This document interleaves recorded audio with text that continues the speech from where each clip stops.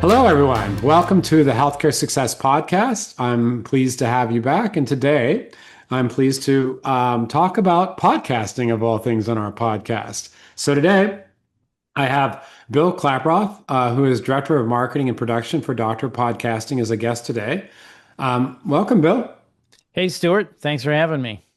So this should be fun. I've actually done one other podcast in the history of doing this about podcasting, but I've been aware of your company's work in this field for a long time. And it's, as we've developed a relationship on the hospital side of things, I thought it'd be really fun to talk about Doctor Podcasting, what's going on from your guys' point of view, compare notes, and hopefully walk away with a lot of good tidbits for our listeners. So the first thing is, I started our company, back in 2006, and I was kind of an early adopter into podcasting all the way back to the early 2010s. I think it was right around the same time you guys started. But give me a little bit of a origin story. How did it all begin? How did Tim Disa Sr. think about this? What was the idea behind it? Yeah, so Tim Disa Sr., longtime air personality and multiple stops around the country, later in Chicago, thought of, hey, wouldn't it be great to have a online health radio station? So as you recall, back in 2006, 7, 8, online radio stations were kind of popping up all over, and everybody thought, hey, this is kind of the new thing. So he developed an online health radio station around the clock, basically health information shows. At the same time, he was recording them as podcasts. This was the infancy of podcasts. So not only was he live streaming, you could go online and listen to the health shows as they were happening, but he was recording them and then archiving them and creating a library of podcasts at the same time. So kind of a visionary at that point. His son came on, Tim Disa Jr., and they continued on with the online health radio station. But then podcasts, as you know, Stuart, started to kind of explode and bubble up 2010, 2011, and they thought, hey, wouldn't it be a good idea? We're doing all these health shows. Maybe hospitals would want to create their own podcast featuring their doctors, and we could help hospitals create their own podcast. So they launched Doctor Podcasting in 2012, and they went out there and they slowly started signing up clients, healthcare clients and hospitals, and it just has been growing ever since. And as you know, podcasts are bigger than ever now. And if you look at the share of ear in the infinite dial, all the surveys from Edison Research, you'll see podcasting has just been on this steady march all the way up since that time then. So it's really been great. And we have about 130 clients right now. That's awesome. So it's funny, I don't remember the exact year, but it was probably right around 2010, because I started the company in 2006, where I was going to a lot of internet conferences. And I raised my hand because they were talking about all these different tactics and strategies, and nobody brought up podcasting. And I'm like, you guys haven't mentioned podcasting. Why? I was like, oh, we think that kind of came and went. Right. So this is like an industry leader. I forget who it was, but they had already dismissed it as dead, and it hadn't Mm-hmm. even really gotten started yet. And so in the old days, I still have listeners from way back when we started doing this. I would do this seasonally with some of the big conferences, particularly SHSMD. I would interview some of the speakers, and I would do it throughout the year, but kind of as an enhanced blog. So I did a blog like 4 times a week, and once in a while I'd do a podcast, but we did probably a couple hundred episodes over the years, but it wasn't like a regular thing. It was like when I wanted to do a Mm-hmm. podcast. And we've leaned into it in recent years, and it's been really very, very fun for us and sort of game changing, even though it was great then. I mean, I still have guests and people I met back in 2011 that were at completely different phases of their careers and are now friends and leaders in our industry. So it's been fun. So, with that being a statement, I'd like to ask, your experience about, what has the evolution been in your point of view? Because it's come a long way, right? So it's grown exponentially, but in what ways? Has it become more impactful? Has listenership grown? How would you characterize the last, decade and a half or so? Yeah, I think technology is one of them. Technology has allowed a lot of people in to make podcasts more easily. So back then we were recording with our physicians on the phone. So, and that sounded fine for back then, but technology now has gotten to the point where we're recording like we're recording right now, Stuart. If you're listening to this on Spotify or wherever, it sounds like we're in the same studio together, and even though we're not. So the technology really has, dropped any barriers for entry into good sound production quality, which is really important. And all the new tools that are coming out for editing have made it much easier as well. Things like Descript is one product, which makes it real easy when you can edit by text. Of course, when you record with Descript, it makes a transcript of the podcast and you can edit right on the transcript. So that's kind of been a game changer for people to come into the podcast world. You don't need to have a radio background like a lot of us have. You don't need to have editing skills like a lot of us have. So you could just come right in, you could get this equipment and start your podcast. And I think that really has enabled the explosion of it as well. So I think that's one of the main things. And I think people have just adopted it more and more. And as celebrities have come on board, as big companies have come on board, as companies like ours have come on board, everybody now seemingly knows what a podcast is, has listened to a podcast, and many people have started a podcast. So it's really just has grown over the years. And I think the last election where podcasts played a big part in it, whether or Yep. not you're on a podcast or not, I think Yep. that really kind of blew the lid off of it. And people are like, wow, podcasts were really influential and impactful in this past election. And I think it really opened a lot of people's eyes to podcasting and the power of the medium. So it's really interesting about that. I'd forgotten about the conference call thing. We used to use freeconferencecall.com to do our podcast. I'd forgotten about that. It's been so long ago. And that worked really well for its time. It really did. It was easy. And one of the things that we talked about offline is I try really hard to make it easy for my guests. It's like if they have and I don't know, I'm curious about the way you guys do things with Doctor Podcasting. On the production side, it's a little bit different if they're captive with a hospital, but do you always insist the guest have a microphone, or do you ask them to wear headphones, or do you, like me, try to make it as easy as you can for them? As easy as we can. As long as they have an up-to-date laptop, flip it open, they're ready to go, which is nice. Again, you don't need a microphone. Even if they do have a microphone, a USB mic, as you know, makes it very easy for them to plug in and go. Again, 5, 6, 10 years ago, you had to have an XLR mic. You didn't have the connection, so you'd have to have I even forget the name of the piece of equipment we used to use, but that would convert the XLR into USB, so you could plug it into a computer. Nowadays, USB, this mic right here is a USB mic. It plugs right into the laptop or the computer, and you're ready to go. Yeah, and I'm using my little Yeti, which I've been using Yeah, for a long time. I've got yeah. it sure in the back, but it's like it can really help Yeah. with the sound as Well, and, well. and again, with the editing platforms now, you can correct the sound pretty easily, and AI has even made that easier. It will analyze the sound for you. It'll get rid of background noise. If it is kind of a bad connection, it'll raise the volume. It'll clean it up completely. So again, technology has played a big part in this. Any specific software for that? I'm just curious that you guys like. We've usually use Gosh, Adobe. Yeah, go yeah, ahead. we've used just about everything under the sun. We've used Adobe and we've used the Apple products and we use Descript and we use Riverside. So you name it, we pretty much have used it Yeah. or have gone through it. It's funny, you were mentioning back in the day, we used to use a thing called Lucy Light, which our hosts would connect through. We'd actually record through a radio station back in the day. Then we used a thing called IPDTL, which made it sound like we were in the studio, but it was a complicated connection process. Now we use Riverside like most everybody else uses, and there's more and more companies coming online that are helping us with the technology to make things easier. But it is funny to look back at all the different technology we used back then.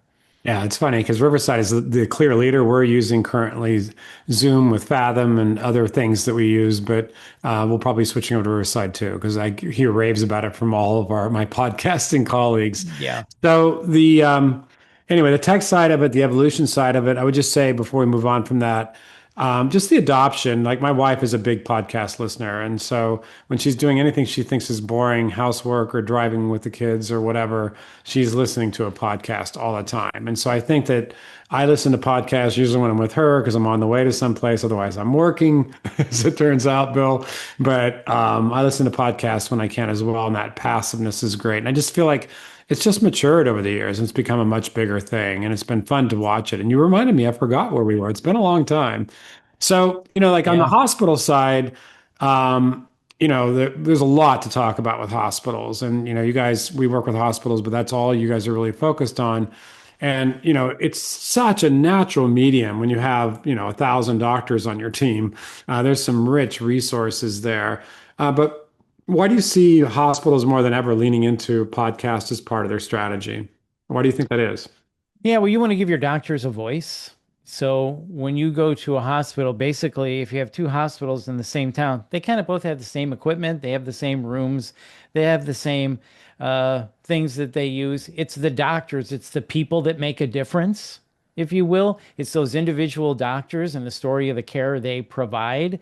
So showcasing the doctors on the authority of what they know is really important. So you want to give your doctors a voice, and people in the community want to hear from their local doctors. It's easy to just call up a Google search and get any type of information anywhere, but hearing it from the physicians in your community who you probably are going to go see or could go see or potentially go see is really important. So you get to tell the story of the care you provide. And with podcasts and now video podcasts, which have really blown the top off of podcasting, it's really important. I like to say when you have a podcast, it's like having your own radio station. When you have a video podcast, it's like having your own TV station where you control the narrative. So there is so much information out there. You get to tell the story of the care you provide by showcasing the people that are providing that care. So it really is, like you said, Stewart, it's a hospital podcasting, healthcare podcasting. It's really just a great match with this medium.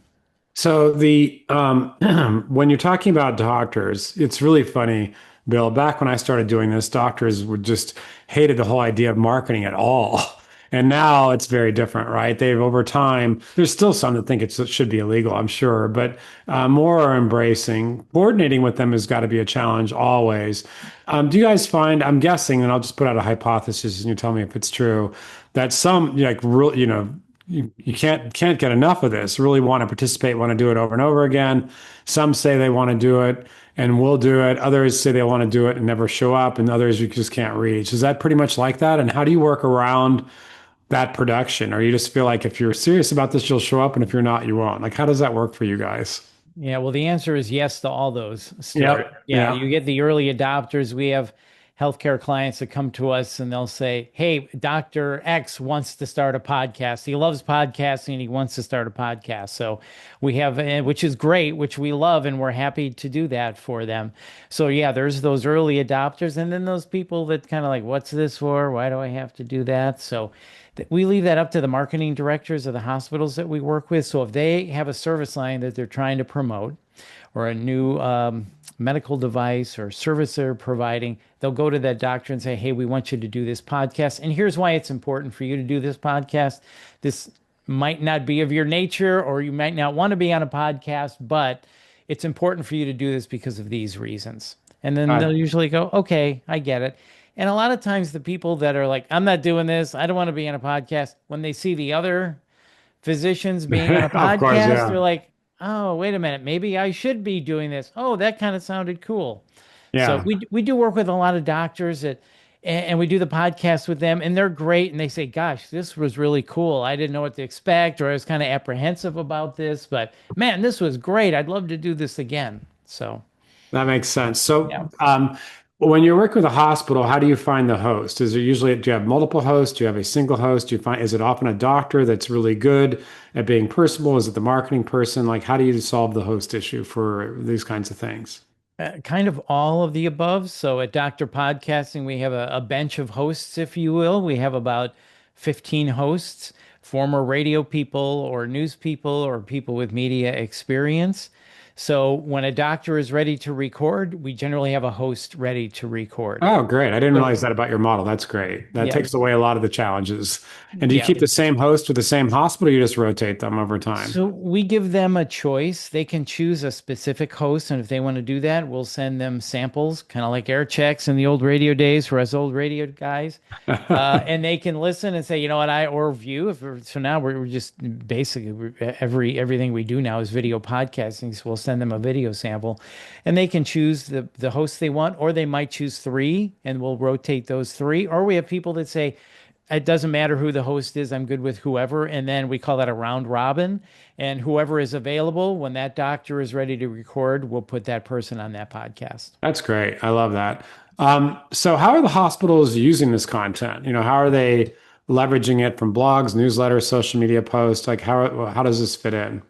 Again, it's all of the above. So we provide them with a widget that plugs right into their website so they can display a library of podcasts from their physicians right there. We also provide for them widgets where they can share the information around the website. So I like to say the win for podcasts come when you get the podcast out of that main podcast player page and onto the service line pages where people are searching for solutions to their health problems. That's when the podcast is most valuable on a service line page. So when someone is on that service line page, whether that be a cardiovascular page, a diabetes page, a cancer page, an orthopedics page, having a little library or a few podcasts from your physicians about that service line or that condition or that health need is where you get the win. Because if they're searching for that information, chances are you have a podcast speaking to that condition. They're like, oh, look, oh, here, this is exactly what I'm looking for. Let me listen.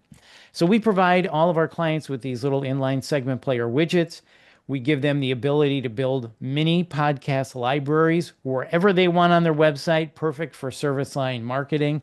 We have a little doctor guest widget, which will go right on the physician bio page, which for our hospital clients, physician bio pages are usually one of the most common entry points for hospital websites. So having that podcast right on the physician bio page is key because it starts that, as we talk about in marketing, you buy from people you know, like, and trust.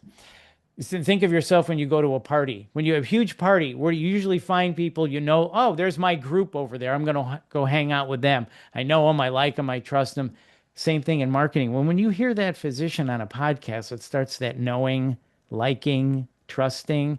And often that'll be the difference between them maybe moving on or making that appointment. So the podcasts are just so critical in those times when you get them spread out around the website. And we provide tools for all that.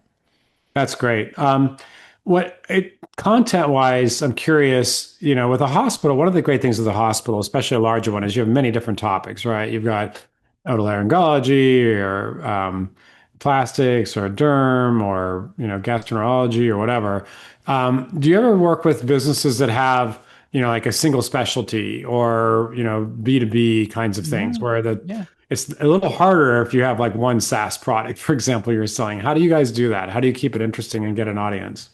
Well, there's usually so many topics and those individual type of clinics. So we work with fertility clinics. That's all they do is fertility. So that would be an example for you. Rehab centers, all they do is rehab. So we certainly work with those size places, healthcare clinics. So generally they'll have one, two, or three physicians or therapists even. And there's so many things to talk about within what they do that they really don't ever run out of content. I know it sounds kind of crazy. We work with bariatric centers, but there's so much around that people want to know or want to learn, or you have the ability to educate people on that usually don't run out of topics on those things. So even it can be, we work with some of the biggest healthcare brands in the country, and we work with small rural 12-bed critical access hospitals. And generally, there's no shortage of content. Okay, Speaking of that makes content, sense. yeah, Yeah. I just wanted to add in. So I was talking about the website. So I also wanted, so social media and podcasting, as you know, Stuart, match made in heaven, especially with video podcasts now. We can take those video podcasts, we cut them into reels for Instagram, TikTok, YouTube Shorts, email newsletters. We also do a content buffet where people can repurpose the podcast into articles. We do these audio to social players where we convert audio to video. We do the reels, which I just talked about. We do podcasts on hold when someone calls in to make an appointment. They hear a promo for the podcast. All of our stuff is available in Spanish. So content is off the charts with podcasts, as you know, and repurposing is one of the key things about podcasting. I love it. And it's funny with the when in the old days, our podcast listenership, we've been on multiple streaming services since day one, but we had our blog was so opt-in. We had about 20,000 active subscribers. And so they would find us primarily through the blog, at least initially. Today, with social, particularly LinkedIn, is where so many people find our content. And it's usually organic posts because I'm fortunate to have lots of followers and our company has lots of followers, but also the really good ones will promote with, a small amount of paid ads to promote it as well. So if one gets traction, especially, I'll invest more to grow it just, or if it's somebody, a special guest or whatever. On that note, one of the things that, as we prepared for this meeting, we talked about the specialness and, humanizing healthcare. You kind of alluded to that a moment ago about the sort of personal, authentic quality. And I think that would apply for doctors as well. But I'll just, from my own standpoint, having done content for years, I've done ebooks, podcasts, webinars, blogs, speeches, all this stuff. But the podcast, both audio and now visual, people feel like they know me. It's like great, even beyond compared to a webinar, which is more structured. They feel like they just know me. So I've had people that come up to me and start talking to me, and it's like they've listened to my stuff, they know it. Is that pretty common? And do your doctors find that? Because I could imagine that it's a real relationship builder, maybe picking up on what you just said a moment ago. Yeah, I think that's a really great point. I love how you said it's a relationship builder. So I've had clients come up to me and say, what I love about the podcast is I'm building a relationship with our community through our physicians. So we don't have physicians that in some healthcare organizations, we do work, a specific physician will have their own podcast, and that will happen like you just mentioned, Stewart. Most of the time they're on a podcast, it's a singular topic, and they'll do the podcast and they'll just be on one podcast. So that, hey, I heard you on a podcast is more rare, but for the doctors that are on regularly that have their own podcast, that's not an uncommon phenomenon. But it is a great relationship builder and a great tool to again start that relationship, as you just said, Stuart, with the community. So just quickly on this, what's really interesting about this is it's a great way to start that relationship with younger people before they need to come to the hospital. So by doing health and wellness podcasts, where I'm just going to help you live a healthier life or help you with little things that might be happening to you in your 30s, they're growing that relationship, that familiarity with the hospital. So when it does come time for them later in life, if they need to go to the hospital, they can have a familiarity with it and they kind of know it already. So really important, that relationship aspect of it. For sure. And, picking up on the fact that people feel like they know me or guests that we have on, because we hear that as well. The There's also relationship building, and I don't know if you kind of alluded that as well, but for me, like I have some fantastic guests on my podcast, and I get referred to more guests, and I meet such smart people. One of the favorite podcast guests I've had at all times is Dr. Jim Merlino, who is head of patient experience for Cleveland Clinic. I was introduced to Jim. I spoke at the summit there. This is back in 2010 or something, but I brought on Jim as a guest for years. I still bring him on once in a while. And he introduced me to a million people that I got to know. And so it's such a great relationship builder if you do it right. And I'm guessing some of your doctors, at least who are good at this, probably find the same thing, right? Which you never know where that could lead in terms of new friendships, new personal connections, or whatever. Yeah, for sure. Well, everybody's looking for content, even doctors. So the physicians that are active on social media, believe me, they're looking for content, trying to build content like everybody else. So when they have the opportunity to be on a podcast or a video podcast, they're certainly sharing it. And we encourage them to do that. So in our platform, we have an easy way for the marketing director to send the physician an email saying, hey, thanks for being on the podcast. We appreciate it. If you wouldn't mind sharing this on your own social media, that'd be great. And they're like, yeah, let me do this. So at that point, the hospital is then leveraging the followers of the guests to help grow the podcast too. And the physicians love it too. Hey, I was on a podcast. They love to share that with their friends, their colleagues, their family as well. So, absolutely. Yeah, and it's certainly another tip. It's certainly great to have guests that have their own following, right? It's a win-win. And the people that Yes. do this like Yep. to do this. And so I get invited lately, at least once a month, sometimes multiple times a month to be on somebody else's podcast. So, and it's easy for me to do, right? Just show up. So give me the mic, I'll do it. So Right. there's a lot of fun there. So let's talk about some of the creative uses that your senior doctors use this, like for CME, recruitment, internal communications. Give me some examples of those things. Yeah, so the majority of the podcasts we do are for consumers, but we can also do peer-to-peer podcasts, which are physician to physician podcasts. So for a hospital, starting that relationship with the referring community, physicians that have their own practices, not at the hospital. So when they come across a condition or an issue, they know who to refer it to. So cultivating that relationship between the hospital and the referring physicians in the community is really important. So we do what we call peer-to-peer podcasts. And those podcasts are designed for medical professionals, not the average consumer. So, and they'll deeply go into education and talk medical things that would be over your head or my head. So, we do those peer to peer podcasts. With that, we can also do CME, continuing medical education podcasts, where a physician can listen to a podcast and then take a post test and get 0.25 credit hours as they have to continually educate themselves and keep up with their hours. So, our podcast can be used for that as well. So we work with the CME departments at hospitals when we do this. So it's really a cool thing that you can do with podcasts. There's also internal podcasting too. It's kind of like a talking newsletter.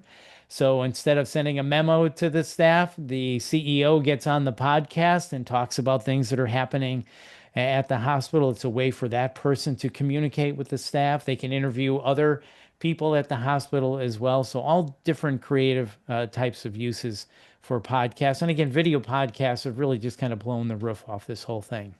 That totally makes sense. Well, let's talk about that. I was going to talk about that in a minute, but let's just go straight to that. So, checked this out recently, Bill, and confirm with me if this is true. When I checked for the leading streaming service, because we were looking at our streaming services that we're hosting and deciding if we're going to drop any and add any, and there's a couple big ones, right? Like, so there's Pandora or Apple Podcast or Spotify. But number one surprised me. And so what's number one today for podcasting from your guys? YouTube, Yeah, isn't YouTube. that amazing? Like I knew it was important. I didn't know it was number one by a lot. Like it's gone from we're calling it podcast, but it's YouTube. So tell me what's special about YouTube. So in the podcast ecosystem, it's like number one. So through the RSS feed now, you can feed your podcast to your YouTube channel, which everybody should be doing. If you have a podcast, you should be doing it. You probably are. So automatically you build a library of podcasts right on YouTube. It creates its own playlist. It's really cool. Then, when you do video podcasts, you can also upload your video podcast to your YouTube channel too. We suggested you have two separate playlists, your audio playlist and then your video playlist of the podcast. So people can watch if they want to watch because people love video podcasts. They love watching people talk. It's kind of interesting. And here's the critical key. When you put either an audio or a video podcast up on YouTube, you're creating a transcript automatically. Why is that important? Well, search AI indexes YouTube. So now in our AI world of search, AEO, answer engine optimization, of course, it has changed the way we use search. AI and it is searching through YouTube for topics now. So if you prompt AI for something, it's going to search and YouTube will show up in the citations off to the side. So it's really become a really powerful marketing vehicle. It's a must-have now for any podcaster. It's really funny because Bill, one of the things we do a lot as an agency, but our probably number one most important service right now is helping healthcare organizations show up in spite of the change to ChatGPT and Google AI overviews, and to be showing up in those places as well as still on Google.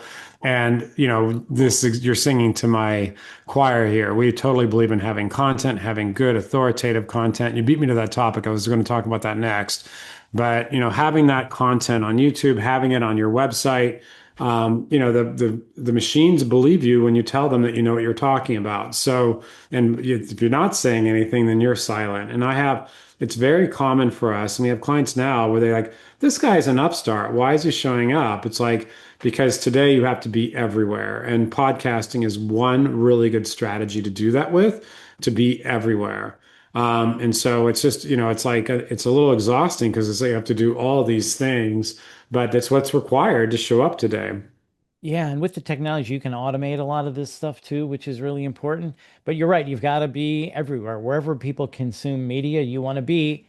And people love YouTube. People use YouTube all the time, so you really have to be there. There's other emerging trends now too, Stuart, which I'm sure you know about, a Substack is surfacing that transcript up on a Substack. You can put your MP3 right on there. It's gold. It's just another place where AI can look as it's looking to cite sources. That's another place you can be found, and that's another thing that we're suggesting to our clients too. Start a Substack account. And that's proving to be another key to this. Another emerging one is Reddit as well. So all these things are changing around us, but we're just evolving with it and staying ahead of it. Absolutely. So another thing that's fun, we kind of hinted about this, but repurposing content, extending content. What are some of your favorite things that you do? And frankly, we do this a lot, but could do it better. There's so much opportunity here. So I'd love to hear what you guys think are the most important things. So articles are really important, getting that blog up on your page. So our clients that do blogs, through the repurposing, we take that podcast, we have writers on board. It's not AI. We actually have people that write the blogs, and they'll write a 500 to 700 word blog or article from that podcast. Keeping up with blogs is really hard. People love to start them and then they fall by the wayside, kind of like podcasts sometimes. So we give them an easy way to keep up with their blogs by providing them with that steady stream of content directly from the podcast. So, and it features their physician throughout the article or the blog. So it's really important to them. That's one critical thing. And as you're talking about search and AEO and all that kind of stuff, having that written indexable content on your page is really important. So creating that blog from the podcast is key. For people that don't do video podcasts, we do these audio to social players, converting audio to video. So you can plug that right into your social media news feeds. That's another cool thing. We do these getting to know you podcasts, the relationship builders, where we'll actually just interview a physician.